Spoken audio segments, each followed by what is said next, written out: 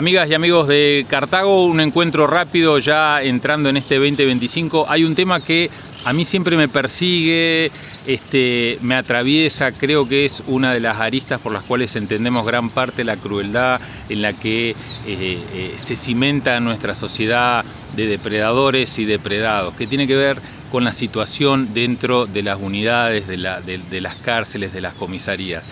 Es como hablar un poco de algunos de los temas que están rodeando la agenda periodística neuquina, regional o argentina, pero que nunca se puede terminar de auscultar, de ahondar. Estoy hablando, por ejemplo, de algún tema como el de Luciana Muñoz, pero no se puede hablar mucho porque terminamos hablando de trata, de narcomenudeo, de corrupción policial, de corrupción judicial, de adoctrinamiento, entre comillas, por parte de las corporaciones mediáticas para no tocar ningún interés que pueda modificar alguna pauta publicitaria. Bueno, cuando hablamos de las cárceles es más o menos lo mismo. Donde levantes un poco la alfombra aparece una historia de desidia, de maltrato, de racismo, de clasismo y también de olvido. Una gran parte de la sociedad no quiere enterarse de esas cosas y prefiere que otra parte de la sociedad esté encerrada para que esos problemas desaparezcan mágicamente. Es una de las miradas parciales que tengo sobre ese tema, así que cada vez que podemos meternos en eso, me gusta hablar con los que saben y los que son protagonistas, sobre todo de lo que está sucediendo hoy en esta ciudad, en esta provincia, dentro de las cárceles. Nosotros vamos a ir a nuestro primer corte ya en este 2025 y nos metemos derecho hoy con Cartago para hablar de lo que está pasando con las cárceles en la ciudad y también, reitero, me parece una mirada muy disciplinadora la que se plantea desde las corporaciones mediáticas a seguir tratando esto como si fuera algo que no afecta al conjunto y al desarrollo de toda una sociedad.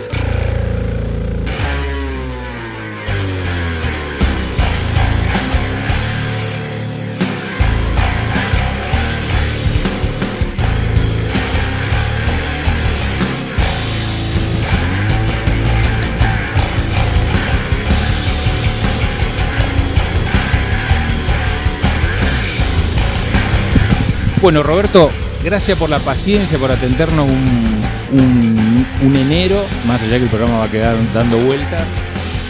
Nos había quedado pendiente esta charla desde el 2024, ¿no? Si la querés presentar, es el informe, es parte de un trabajo más grande. Claro, desde el Comité Provincial para Prevenir la Tortura de Neuquén, que es un organismo nuevo, que se crea, es un organismo extrapoder, que tiene la función justamente de monitorear los espacios donde están las personas privadas de su libertad. Quizás para contextualizar, el Comité Provincial para Prevenir la Tortura no es un organismo aislado, digamos, sino que se inscribe en el marco de todo un recorrido que viene haciendo la República Argentina, ¿no? Del año 86, el Estado Nacional adhiere a la Convención para Prevenir la Tortura, después el Estado argentino adhiere al protocolo facultativo y la provincia de Neuquén saca una ley que es la 3213, que es la que crea este comité provincial, que es un organismo extrapoder, que lo que busca es justamente esto de monitorear los espacios donde hay personas privadas de su libertad. Pero no solamente las cárceles y comisarías, sino en realidad lo que prevé la ley es que también se pueda recorrer espacios como los hogares de niños, niñas y adolescentes, espacios para adultos mayores. Lo que pasa que en este primer año de gestión del comité provincial lo que hicimos fue centrarnos justamente en las cárceles y las comisarías de Neuquén capital y la periferia, ¿no? Porque es el lugar donde hay mayor degradación. Contame, te voy a ir haciendo preguntas más técnicas. Diferencia entre cárcel y comisaría, por el tema del hacinamiento, por eso te pregunto. Claro, bueno, la principal diferencia es que las unidades de detención están pensadas inicialmente como para que una persona esté detenida una cantidad de años o un tiempo prolongado, y lo que prevé la ley 24660 es que pueda hacer supuestamente un tratamiento, es decir, está pensada o deberían estar pensadas las unidades para que la persona tenga derecho al trabajo, a la salud, a la educación, a vincularse con sus seres queridos. Muchas de esas cuestiones, después si querés charlamos, no ocurren. Y las comisarías en realidad están pensadas conceptualmente para que una persona esté demorada algunas horas. Lo que ocurre en nuestra provincia, como en otras lamentablemente, es que como está saturado el sistema, digamos, porque hay una sobrepoblación, nos encontramos en los monitoreos en un espacio para que esté una persona unas pocas horas, está hace 5 meses. Claro. Entonces hace 5 meses en comisarías, acá en el centro de la ciudad, hay personas que están sin un espacio para recibir una visita, sin contacto con una luz natural, lo cual te genera problemas en la piel, problemas de salud mental, sin tener garantizado el derecho al trabajo o a la educación, con problemas de salud, orinando en una botella. Es decir, la sobrepoblación, estas miradas punitivistas que circulan en la sociedad, que piden más detenciones para resolver todos los conflictos, lo que hace es que hayan condiciones de profunda degradación de personas que están detenidas, ¿no? Eso pasa hoy, enero 2025 en Neuquén. En este momento que estamos charlando, seguramente hay personas en comisarías y en cárceles que están durmiendo en el piso, en una comisaría, orinando en una botella, con problemas de alimentación o pasando hambre. Hace meses. Sí. Digamos, no es que los detuvieron en Año Nuevo y se queda. Hace meses que están en esa situación. Y nosotros concretamente en una comisaría, digamos, acá del centro, nos encontramos una persona que estaba hace 5 meses en un espacio que era, digamos, una caja, digamos, no tenía contacto con luz natural, hace 5 meses, no tenía el acceso a un patio. Y técnicamente, ¿cómo llega a eso? Digamos, ustedes se encuentran con eso y ¿qué es lo primero que hacen? Una vez que piden, obviamente, responsabilidades, pero ¿cómo alguien puede estar 5 meses? Porque debe haber una burocracia que eso lo va... Sí, lo que ocurre es que en realidad, digamos, esto que charlábamos antes, ¿no? Digo que tendemos a pensar que todos los conflictos se tienen que resolver con más detenciones, y lo que hay a nivel nacional, y Neuquén no escapa de eso, es un aumento de la tasa de prisionalización. Año a año, desde fines de los 90 hasta la actualidad, viene creciendo la cantidad de personas que tenemos detenidas, y no está pensada la estructura para eso. Entonces, lo que ocurrió es que la unidad 11 empezó a tener una sobrepoblación, el Poder Judicial dijo, no podemos ingresar más personas a la unidad 11 porque está colapsada, y eso lo que generó es que empiecen a colapsar las comisarías que no estaban pensadas para que haya una persona durante tiempos prolongados. Es decir, hoy lo que tenemos es condiciones de profunda degradación, ¿no? Y entender también esto, ¿no? Que ese punitivismo, ese discurso que dice que se puran en la cárcel, lo que hace en realidad es recrear las condiciones de violencia, ¿no? Y a veces agravarlas. Perdona que te interrumpa, pero sí, me interesó. ¿Esa persona tenía condena? Hoy por hoy en las comisarías hay gente condenada, lo cual está prohibido por toda la normativa vigente, porque incluso lo que dice la normativa, las convenciones internacionales, es que no deberían juntarse personas que están procesadas, que son técnicamente inocentes, con personas que tienen condena. Sin embargo, hoy por hoy en nuestra provincia, lamentablemente, hay personas condenadas que están en comisarías, lo cual debería estar claramente por la normativa prohibido. ¿Es directamente proporcional el hecho de que haya saturación en la U11 con la degradación social? Bueno, en realidad lo que hay que pensar muchas cuestiones, ¿no? Porque es como complejo el tema. Porque por un lado, la selectividad del sistema penal lo que hace a nivel nacional, y Neuquén no escapa, es que termina recayendo sobre los sectores más vulnerables, ¿no? Claro. Entonces, porque lo que pasa a nivel nacional, por ejemplo, que hay muchísimas personas procesadas, es decir, técnicamente inocentes, y el sistema tiende a recaer sobre personas que no terminaron el primario, que eran desocupados o subocupados al momento de la detención, y que probablemente, si esa misma sospecha la tuviera una persona de otra clase social, viviría ese proceso en libertad o seguramente no sería condenada, ¿no? Entonces, primero lo que hay que ver es eso, cómo el sistema no es que cae sobre los malos, ¿no? ni sobre monstruos, sino sobre personas muchas veces que tenían menos herramientas para poder defenderse, y que quizás las problemáticas son problemáticas sociales, porque pueden ser problemáticas vinculadas a problemas de consumo, problemáticas como puede ser, por ejemplo, voy a sacar un tema complejo, pero temáticas vinculadas a violencia de género, y después lo que nos encontramos es que esa persona es detenida, y en las unidades de detención nos encontramos con que no hay dispositivos para trabajar la violencia de género, ¿no? Entonces, ¿cómo en realidad, en vez de pensar la detención como debería ser, donde sea un espacio donde esa persona pueda eventualmente tener herramientas, aprender un oficio laboral un dispositivo para trabajar la violencia de género, poder avanzar en sus estudios para tener otra vinculación y otras herramientas culturales para poder insertarse, incluirse socialmente, lo que nos encontramos en la actualidad es con espacios de profunda degradación muchas veces. ¿Eso está directamente relacionado también con la falta de presupuesto? O sea, es una mirada política sobre eso, porque plata hay. Bueno, hay un tema estructural. O sea, tengo la ley, pero si la vacío, no te pongo ni un celular, ni una oficina, la ley queda... Sí, en realidad, digamos, hay problemas que son estructurales que vienen de años anteriores, ¿no? Claro. Digamos que, de hecho, a principios del año pasado se sacó una ley, digamos, estableciendo la emergencia carcelaria, habilitando al Ejecutivo a que haga una inversión en obras justamente por este colapso.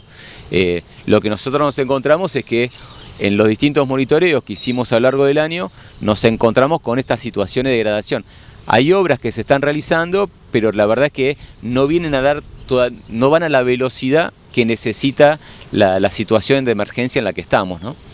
Me interesa que hablemos mucho de lo que apareció en el informe. Entonces ustedes van a la comisaría, monitorean y encontraron gente, 5 meses ahí. ¿Qué otras situaciones más han encontrado? Bueno, en realidad nos encontramos en las comisarías, están las condiciones de las unidades con mayor degradación, ¿no? Nos encontramos gente durmiendo en el piso, nos encontramos obviamente en esos casos con, digamos, situación de vulneración del derecho al trabajo y a la educación, porque no hay espacios para eso. En la comisaría quinta, por ejemplo, estaban las cloacas colapsadas, no hay un espacio adecuado para las visitas, ¿no? Entonces, por ejemplo, no había una mesa donde las personas pudieran sentarse a comer, o había cables pelados, lo cual hace que, como nos relataba una de las personas que estaba ahí alojadas, en una visita un niño que entró a la comisaría tocó ese cable pelado y le dio una descarga, es decir, todo es un montón de condiciones de degradación, ¿no? Y en las unidades también, y un problema también estructural que nos encontramos tanto en cárceles como en comisarías, es el tema de la alimentación, ¿no? Y por eso a veces no es solo la cuestión de presupuesto. Y lo que nos encontramos es que más del 90% de las personas que entrevistamos rechaza, si puede evitar comer esa comida, la evita, las viandas que le da el Estado. Porque es una comida que llega mal cocida, en malas condiciones. ¿La pudieron ver ustedes eso? Sí, que les genera gastritis, diarrea, descompostura. Lo que nos encontramos es que en la mayoría de los pabellones las personas comparten la comida que reciben de su visita y terminan cocinando solidariamente en ollas populares, ¿no? Digamos, es decir, como también en esos momentos complejos aparecen también un montón de expresiones de solidaridad, de resistencia, también de soñar e intentar progresar, ¿no? Digo, también para no construir tampoco, reforzar ese estereotipo también, digamos, de esa persona privada de su libertad, digamos, totalmente monstruosa, ¿no? Ponés en tensión ese estereotipo también que nos venden a veces en la tele y en las películas y las series. Las comisarías entonces más complicadas, me decía, era la quinta, ¿y en qué comisaría estaba la persona que estuvo 5 meses? En la primera. En la primera. Claro. Las que monitoreamos nosotros son 13 comisarías, que son las comisarías que están en Neuquén Capital y la periferia. Nosotros hicimos, también hay un tema ahí con los recursos que se destinan al comité provincial, pero bueno, como no teníamos recursos, en realidad con recursos propios, lo que recorrimos fue Centenario, Plotier, Neuquén Capital y Cenillosa, digamos. Recorrimos las comisarías de ese sector que tenían alojadas personas. Y ninguna zafaba, digamos, en todas encontraron problemas edilicios, sí, problemas de esto, problemas... La única comisaría que encontramos que reunía las condiciones adecuadas era, curiosamente, una que tenía alojada una persona que había integrado la fuerza de seguridad. Ah, está bien, entendí. Pero no tendría que estar ahí tampoco, ¿no? No, la verdad que no recuerdo si estaba condenado o procesado, pero esa fue la única comisaría que encontramos que había una persona que estaba en condiciones adecuadas, ¿no? Digamos, que es lo que tiene que ser, ¿no? No es que estamos en detrimento de esa persona que esté en esas condiciones, sino que eso debería ser la norma y no la excepción. ¿Por qué se llama contra la tortura? ¿Qué han encontrado? ¿Por qué ya hay que advertir que este es un comité que pelea contra esas condiciones de tortura? No, el nombre tiene que ver con las convenciones internacionales que decíamos al comienzo, digamos, como el Estado Nacional adhiere a la Convención Internacional para prevenir la tortura, en realidad es la prevención de la tortura, los tratos crueles, inhumanos y degradantes, ¿no? Y en ese contexto se inscribe la ley nacional y se inscribe la ley provincial.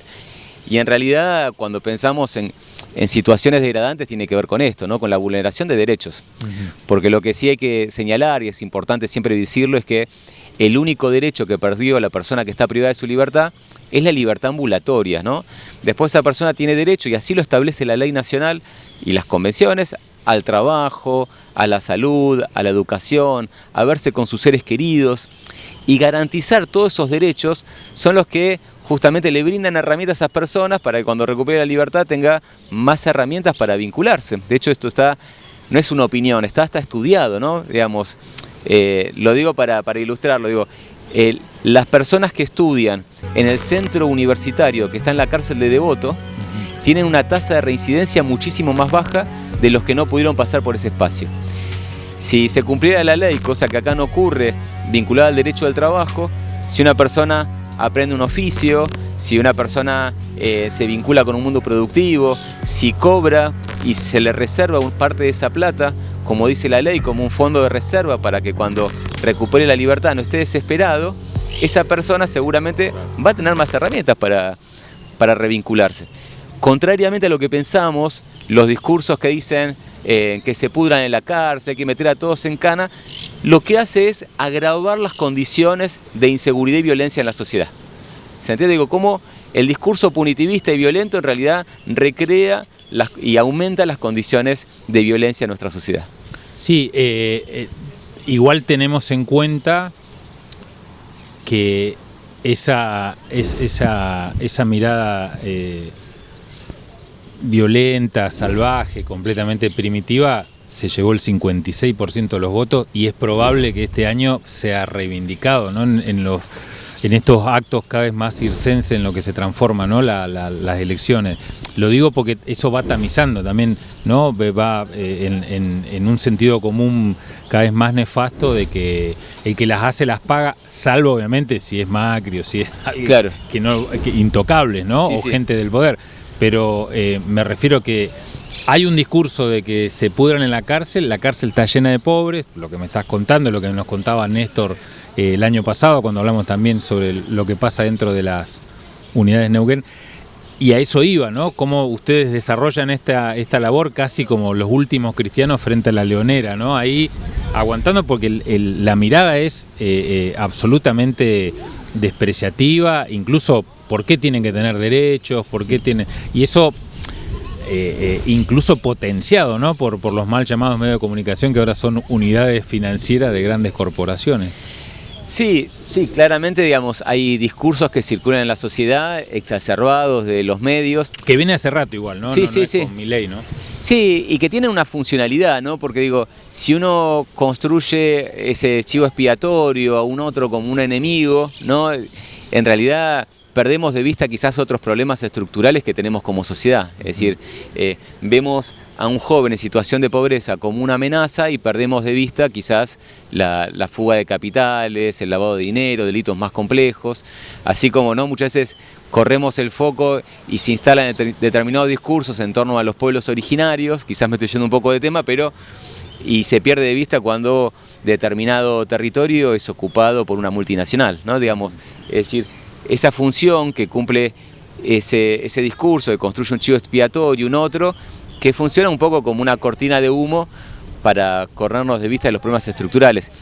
Igual está claro que estamos en un contexto súper complejo, digamos, ganó las elecciones nacionales un gobierno que viene con una mirada profundamente violenta, digamos, si se quiere, y legitimando muchas veces esa violencia institucional, pero bueno, creo que no creo que todas las personas que hayan votado ese proyecto coincidan con esas miradas, ¿no? También en nuestro pueblo conviven las multitudinarias marchas contra la liberación de genocidas, las multitudinarias marchas de los 24 de marzo, todas las redes de organizaciones de derechos humanos, organizaciones del pueblo, que me parece que ahí conviven y hay resistencias de una mirada totalmente distinta que también están presentes en nuestra sociedad, ¿no? De las unidades, hablamos de las comisarías y de la U11, eso también tienen un trabajo que han podido armar. Claro, nosotros monitoreamos durante el año pasado la unidad 11, que es la más grande de la provincia, la 12 y la unidad 16, que es la de mujeres, y lo que nos encontramos es, digamos, bueno, como decíamos antes, la vulneración del derecho al trabajo. ¿En las tres? En las tres, lamentablemente, en nuestra provincia no se ejerce el derecho al trabajo en las unidades como lo establece la ley. ¿Qué sería eso? Digamos, lo ideal, ¿qué sería? Un trabajo donde la persona aprenda un oficio y tenga una remuneración por trabajar. Claro. Y que tenga, y lo que plantea la ley, que el salario... Y un docente ahí, ¿no? Claro, tal cual, y que eso sirva, digo, y esto no es que ocurre en países europeos, digo, también en el sistema federal, digamos, hay unidades donde... Acá en lo que era la U9 en su momento se lavaban autos, en Ezeiza se hacen botines, se hace ropa, se producen dulces, quesos, digo, hay espacios productivos donde se entiende que la persona aprende un oficio y pueda a partir de eso también tener un ingreso económico y, como decíamos antes, vincular su mundo productivo y cuando recupere la libertad, plantea la ley, tenga un fondo de reserva para no estar desesperado. ¿Y eso no está pasando en ninguna de las tres en Neuquén? Eso en nuestra provincia, en el sistema provincial, no ocurre. ¿Es una decisión política? ¿Qué sucedió ahí? Porque me decías que antes sí pasaba. No. En la provincia de Neuquén eso nunca ocurrió. Ah, nunca ocurrió. Claro. Y sí, es una decisión política. Podría verse, claro. Sí. Es una decisión política, sí, tal cual. Porque no se pone el eje en ese aspecto, ¿no? Entonces la población está todo el tiempo ahí sin ejercer nada. Y eso también suma a la tasa de reincidencia. Y eso, claro, por lo menos habría que estudiarlo, ¿no? Pero sí hace que esas personas tengan menos herramientas para poder incluirse cuando recuperen la libertad. Lo que sí se garantiza, digamos, es el derecho a la educación, hay hay espacios educativos. Lo que nos encontramos sí es sobrepoblación en la unidad 11, entonces encontramos personas durmiendo en el piso, pasando frío, porque también el monitoreo lo hicimos en invierno, en algunos casos sin colchones, algunos pabellones encontramos condiciones de degradación importantísimas, el pabellón número 6 puntualmente, digamos que después eso significó, digamos, un llamado de atención y se hizo una intervención al respecto. También recorrimos ¿Qué es degradación importante? Y, por ejemplo, en el pabellón número 6 lo que nos encontramos es que no tenía ni siquiera electricidad, digamos. Es decir, para hacer el monitoreo y la entrevista que hicieron dos comisionados del comité, tenían que iluminarse con la luz de un celular, ¿no? Digamos, a ese nivel, ¿no? Problemas con calefacción, no tenían abrigo, condiciones de degradación. O sea que la comida no quiero ni imaginarme lo que deben comer. Bueno, con la comida nos encontramos lo que decíamos antes. Las viandas que les llevan el Estado, que las paga el Estado, que la pagamos entre todos y todas, la verdad que nos encontramos que aunque más del 90% de las personas de la unidad 11, si podían evitar comer esa comida, la evitaban. Y un 52% de las personas que entrevistamos nos dijeron que en algún momento pasaron hambre. Es decir, esas son las condiciones en las cuales encontramos a las personas en esa unidad. Ahí hay un hecho... Esto lo planteo yo, casi de corrupción, porque esas viandas deben haber pasado por algún proceso de licitación, algún negocio con el Estado multimillonario, de los cuales nos enteraremos, no sé, en algún libro dentro de 30 años, ¿no? Claro. ¿Quién será? Porque debe ser alguna empresa que ya la veo venir, ¿no? El tema es que, claro, las viandas esas deben producirse por centenares y andás a ver quién las controla. Bueno, nosotros 3 veces por nota pedimos que nos informen de los pliegos, lo pedimos en reuniones, lo pedimos telefónicamente, lo pedimos por mensaje de WhatsApp y no logramos acceder a los pliegos, porque es algo que nos preocupa y queremos como comité poder controlar eso, ¿no? Digamos, qué es lo que estamos pagando, digamos, como Estado y qué es lo que están recibiendo esas personas, ¿no? Si realmente están recibiendo lo que dice el pliego que deberían recibir esas personas. Por un lado, esto que decíamos, que hay personas que pasaron hambre, que reciben comida que les genera malestar, descompostura, y también termina siendo una recarga para esas familias que son de sectores muchas veces muy vulnerables, ¿no? En situaciones de vulnerabilidad muy complejas. Entonces, termina siendo una sobrecarga también para esas familias. No, y el hecho de que después tenés que ser tu propio hospital, calculo, tenés que llevarte los medicamentos, si alguien no te manda, no sé, un diclofenac o algo, no sé, si no tenés ahí para dormir, me imagino que menos bola te darán si te duele la panza. Hay un sistema, hay un sector de salud que lo monitoreamos también en la unidad 11, Y ahí algo que nos encontramos, que lo marcamos en nuestro informe, todos estos informes son públicos, están a disposición, es que nos encontramos con lo que entendemos que es una sobremedicalización de las personas que están en la unidad 11, ¿no? Es decir, por la información que recibimos, la población que está alojada, por ejemplo, en la provincia de Neuquén, la unidad 11 concretamente, recibe mucho más medicamentos vinculados a la salud mental que las personas que están en Cenillosa del sistema federal, ¿no? Es decir, hay un exceso de tranquilizantes, de medicación vinculados a la salud mental que recibe, que también es un problema eso, la sobremedicalización también es un problema. A los dopás, para que claro, no te hinchen.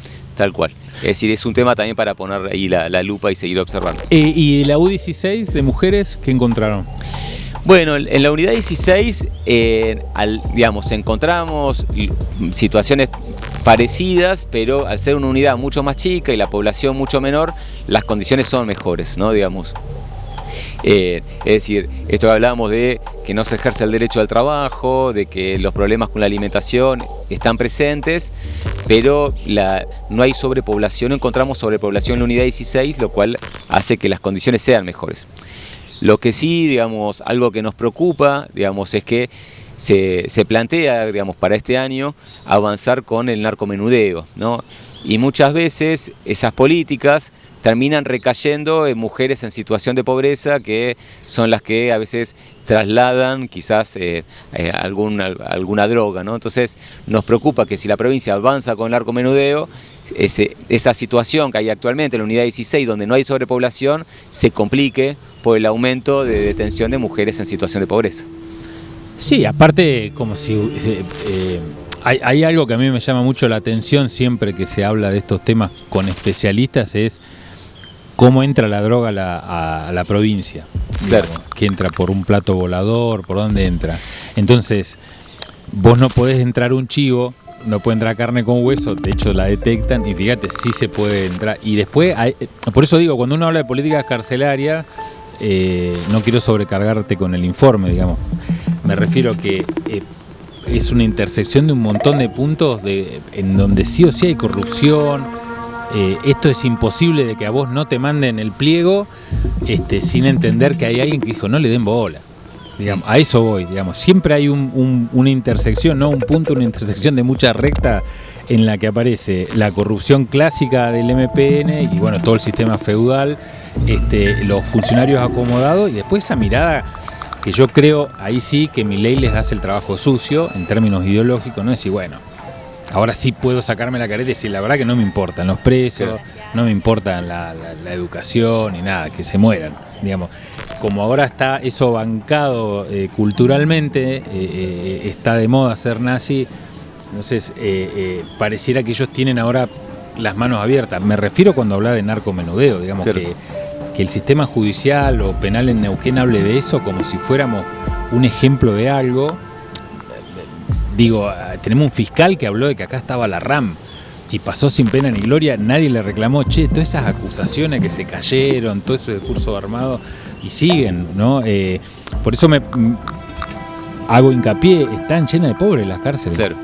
Sí, y también como contrapunto a lo que como complemento a lo que vos estás diciendo, no se apunta a la prevención, porque en realidad digo, en vez de quizás perseguir el narcomenudeo, uno podría fortalecer los dispositivos de prevención de los consumos problemáticos, claro, ¿no? O incluso esto que hablábamos antes, digo, se aumenta la cantidad de detenciones de situaciones de violencia de género, y está muy bien, digo, tomar medidas preventivas si hay un varón que ejerce violencia, pero hay que construir dispositivos que trabajen con esa violencia cuando la persona está privada de su libertad, ¿no? Si no, lo que hacemos, por eso digo, el discurso termina siendo engañoso, ¿no? El supuesto discurso de seguridad, de mano dura, en realidad lo que hace es recrear y profundizar más la violencia, ¿no? Si queremos, en realidad, realmente nos interesa la seguridad, lo que tenemos que hacer es garantizar el derecho de las personas privadas de su libertad, construir dispositivos para trabajar la violencia, puntualmente la violencia de género, construir dispositivos para trabajar sobre los consumos problemáticos, es decir, construir más puentes, ¿no? Y no estas miradas y no más muros. Hace mucho tiempo, siempre en Cartago hablamos de estos temas, mucho tiempo una especialista sobre el sistema carcelario en Argentina que vino a dar una charla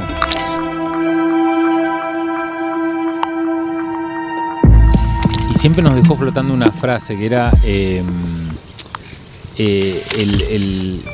el sistema, las cárceles en Argentina son bancos, ¿viste? El que las maneja se llena de guita.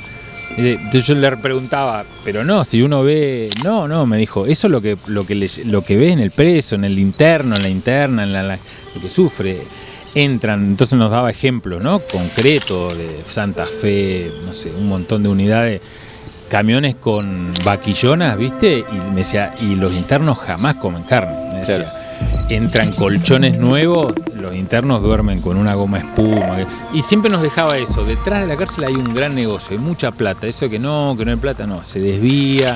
Y siempre hacía hincapié de que ese era un patito feo en la lucha por los derechos humanos, ¿no? Las unidades de detención, los internos, eran como el patito feo de la lucha por los derechos humanos, ¿no? Que decía, si hoy hablamos de derechos humanos, siempre tenemos que pararnos cómo están las cárceles en Argentina. Esto que decíamos, ¿no? Ahí, como vos decís, es el patito feo, digo, no, nos cuesta mucho a veces separar a una persona que quizás que eventualmente pudo haber cometido un delito, que no significa que no le valgan todos los demás derechos que les corresponde por ser una persona, ¿no? Y que incluso, como decíamos antes, ¿no? Digo, el ejercicio de derechos es lo que colabora en la reducción de la violencia, ¿no? Entonces, es brindar herramientas justamente para facilitar, digamos, que esa persona tenga más herramientas cuando recupere su libertad, porque en algún momento la va a recuperar, ¿no? Entonces, si realmente nos interesa vivir una sociedad, digamos, menos violenta, más segura, lo que tenemos que avanzar es justamente esto, ¿no? En garantizar los derechos de las personas. ¿Hay otro detalle en el informe que quieras resaltar? Porque es un informe grande, está muy trabajado, lo han publicado, llegó a donde tenía que llegar, les dieron bola, ustedes notaron que, bueno, lo están cajoneando.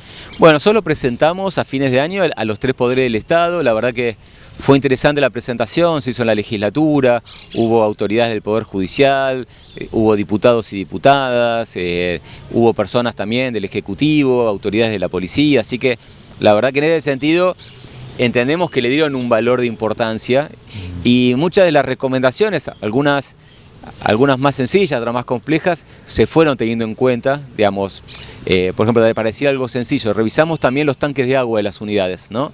Y ahí nos encontramos porque una persona privada de su libertad nos había planteado que había encontrado restos de pluma en el agua. Entonces fuimos a revisar los tanques y sí, nos encontramos en algunos casos en tanques que no tenían la tapa, ¿no? Entonces, a partir de eso, y en la misma agua que quizás consumía también el mismo personal que está en la unidad, ¿no? Y a partir de eso, por ejemplo, si es una limpieza de tanques, se colocaron las tapas, es decir, muchas cuestiones que fuimos planteando fueron tenidas en cuenta.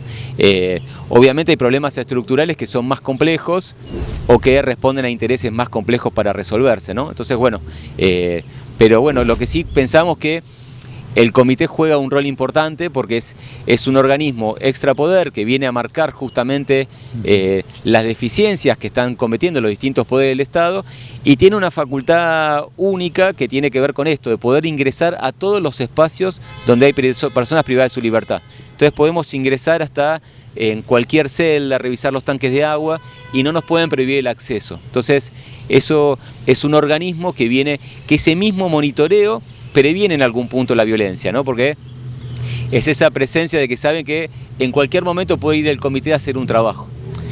Igual quizás me gustaría sumar que el único trabajo que hace el comité no tiene que ver con los monitoreos en unidades sin comisarías, también tiene la facultad, por ejemplo, de monitorear protestas sociales, cuando está el ejercicio de la protesta, y lo hemos hecho en una oportunidad, digamos, como para empezar a construir protocolos y mecanismos de cómo debería ser ese monitoreo. Hicimos también recomendaciones, por ejemplo, en torno al proyecto de ley cuando se presentó en su momento para las armas menos letales, ¿no? Entonces, haciendo recomendaciones que, bueno, en ese caso... ¿Neuquén cómo está con ese tema? Y Neuquén presentaron un proyecto que fue aprobado para proveerle a la policía de la provincia en armas menos letales, lo cual nosotros en su momento, cuando presentamos... ¿Esas son las taser famosas? Claro, tal cual. Que presentamos nuestra preocupación porque hay muchos estudios de otros países donde se está implementando, donde terminan funcionando muchas veces como elementos de tortura, ¿no? Entonces, y como se construye un sentido común de que son armas no letales, rápidamente se produce un abuso con eso, ¿no? Entonces, y nosotros, bueno, en base a informes de organizaciones internacionales de otros países, en realidad presentamos una recomendación de que no se apruebe ese proyecto. Lamentablemente no fuimos convocados para exponer en la legislatura en ese momento, para presentar el informe, y el proyecto se terminó aprobando, pero bueno, nosotros sí queremos seguir avanzando. Lo quería dar como ejemplo de que también el comité tiene esa facultad de hacer capacitaciones, hacer recomendaciones, hacer estudios de distintas temáticas vinculadas con la prevención de la violencia estatal, si se quiere. Con respecto al trabajo en sí, nos decías que estaban también dando recomendaciones con la cuestión de la protesta social, ¿no? Sí, tenemos la facultad de hacer monitoreos en marchas, ¿no? Entonces, y la idea es ahí estar como en un lugar de, justamente, como se quiere, de veedores, de ver de que se pueda garantizar el derecho al ejercicio de la protesta, ¿no? Entonces, lo hicimos en una oportunidad, en realidad, con la idea de, bueno, empezar a avanzar también sobre ese eje, ¿no? La idea para este año es poder meternos en otros ejes de laburo. Lo que pasa, bueno, estamos con algunas dificultades porque la ley prevé que en el comité no solo estén los comisionados y comisionadas, sino que haya un equipo de cinco empleados, ¿no? Que en ese aspecto de la ley no se está cumpliendo por falta de presupuesto. Esos 5 empleados serían cuestiones administrativas con los cuales ustedes ya tenían un equipo más... Sí, administrativas, de análisis, ¿no? Digamos, de que puedan analizar los insumos que vamos generando, es decir, que nos permita poder trabajar en otra escala, ¿no? En términos legales, si hay una avanzada negacionista, a ustedes los pueden poner en la mira, como si mirá, no, lo vamos a desmantelar, digamos, ahí no estamos viendo casi azorados y siempre aprovechan a hacerlo en el verano para atacar, ¿no? Durante un momento en el que la gente, el pueblo, los trabajadores, las trabajadoras buscan un poquito de relajo. Bueno, acaban de desmontar el Conti, claro. Avanzan sobre la ex ESMA, digamos, ¿están viendo ese escenario ustedes en la provincia? ¿Están blindados? ¿Qué es lo que están pensando? No, en nuestro caso, digamos, si se avanzara de esa manera, estarían incumpliendo la normativa de la provincia. Porque nosotros fuimos seleccionados, fuimos propuestos por organizaciones, 5 fuimos propuestos por organizaciones de derechos humanos, entrevistados por la Comisión de Derechos Humanos de la legislatura, seleccionados, elegidos por unanimidad por el Pleno de la legislatura y nos designaron por un mandato de 4 años para hacer este trabajo. Es decir, si eso ocurriera, estarían incumpliendo con todo un proceso y toda una normativa provincial, sería muy grave. Es decir, no creo que eso ocurra, ¿no? Digamos, incluso, bueno, no solo que venimos, también es bueno decirlo, ¿no? Que somos un organismo que es de control, pero también colaborativo, ¿no? También es un organismo donde estos mismos informes que hacemos son herramientas, insumos que le sirven al Ejecutivo, ¿no? Digamos, decir, bueno, che, acá esto no está bien, hay que corregirlo, ¿no? Digamos, y muchos funcionarios y funcionarios lo toman de esa manera, ¿no? Así que incluso autoridades de la policía, digo, en muchos casos nuestra intervención hasta sirvió para digamos, ayudar a colaborar a gestionar conflictos en espacios de detención, ¿no? Así que cumplimos esa función también. Me estaba acordando, en la U11 una época apareció leptospirosis, por el nivel de abandono que había. ¿Esos escenarios son pausibles en este momento? ¿Ustedes notan que hay como un desgano? Digo la U11 porque es como un símbolo, ¿no? Claro. De todas las cosas que sucedían siempre cuando uno habla de maltrato, ¿no? Bueno, esto que vos traes a colación, desde la degradación edilicia hasta la cuestión del día a día con la vida de las internas, de los internos, y que afecta incluso a los trabajadores de la unidad, ¿no? Claro. Al servicio penitenciario, ¿no? Sería. Claro. ¿Esos escenarios notan que están en retroceso o hay que estar todo el tiempo monitoreándolo? Bueno, 2 cosas me gustaría aclarar. Primero, nuestra provincia no tiene un servicio penitenciario, ¿no? Es una rama de la policía y esa es una de las deudas que tenemos como provincia, ¿no? Porque lo recomendable es que haya un servicio penitenciario que no dependa de la policía, digo, en otros. O sea que la misma policía manda. Es una rama interna de la policía, como una rama penitenciaria dentro de lo que es la estructura policial. Claro. Y eso no es recomendable, porque en realidad que el servicio penitenciario debería cumplir un rol mucho más social, incluso es recomendable que dependa de otro ministerio, que dependa, como en otros casos, del Ministerio de Justicia en su momento dependía, ¿no? Digamos, en otras provincias, ¿no? Es decir, que esté separado de la policía, porque son dos roles totalmente distintos. Un rol es prevenir y atender situaciones delictivas, y otro rol distinto es trabajar para garantizar los derechos de las personas privadas de su libertad, ¿no? Y eventualmente evitar que esas personas, que haya una fuga, ¿no? Pero esencialmente es trabajar es un rol muy social el que debería tener el servicio penitenciario. Entonces, y eso... Claro, es otra formación aparte. Debería ser otro encuadre distinto y otra formación.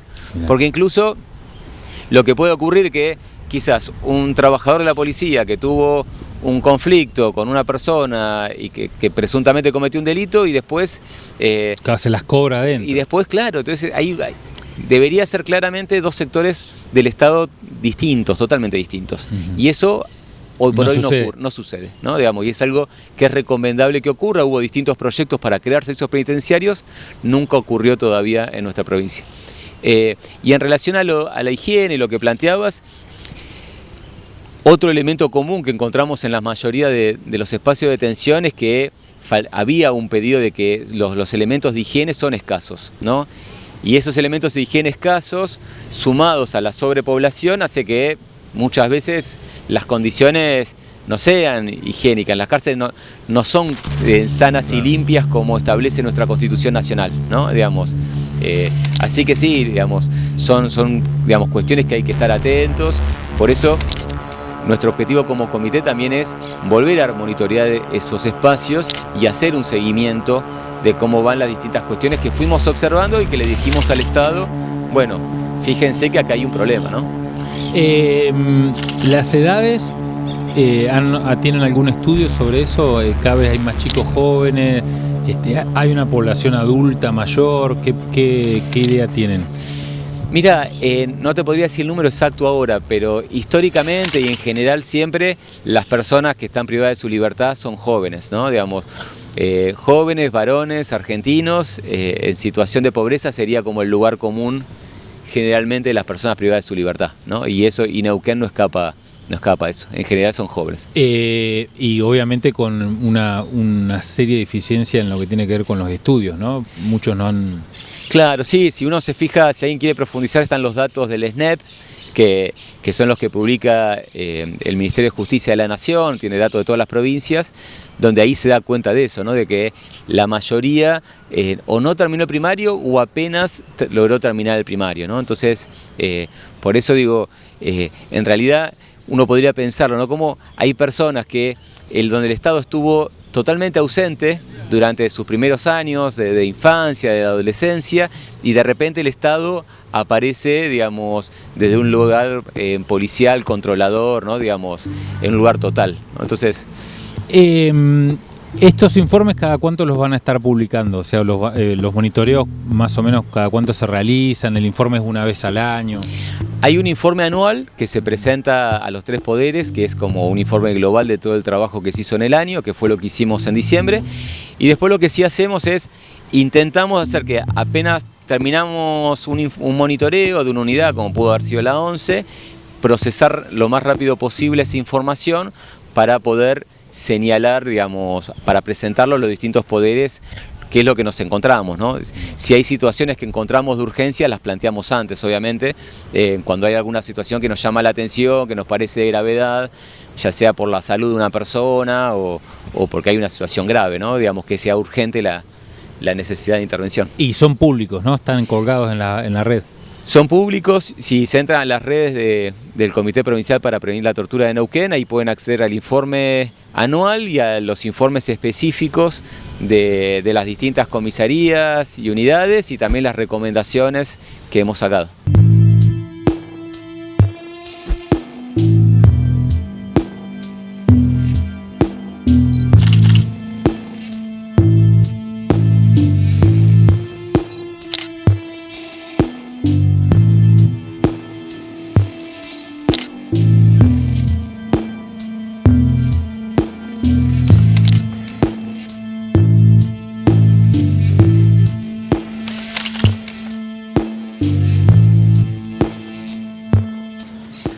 Amigas y amigos de Cartago, nos vamos a encontrar en una próxima emisión acá por nuestras redes. Acuérdense que también pueden seguirnos en las páginas de Facebook y obviamente las páginas de YouTube para estar al día. La métrica más o menos es el programa completo y después los fragmentos que se van publicando semana a semana. Siempre entre las 8 y las 21 horas, 20-21 horas, aparecen los estrenos de Cartago durante todo este enero o bueno, cuando los vayas viendo, porque los programas siguen flotando en la nube. Hasta un próximo encuentro.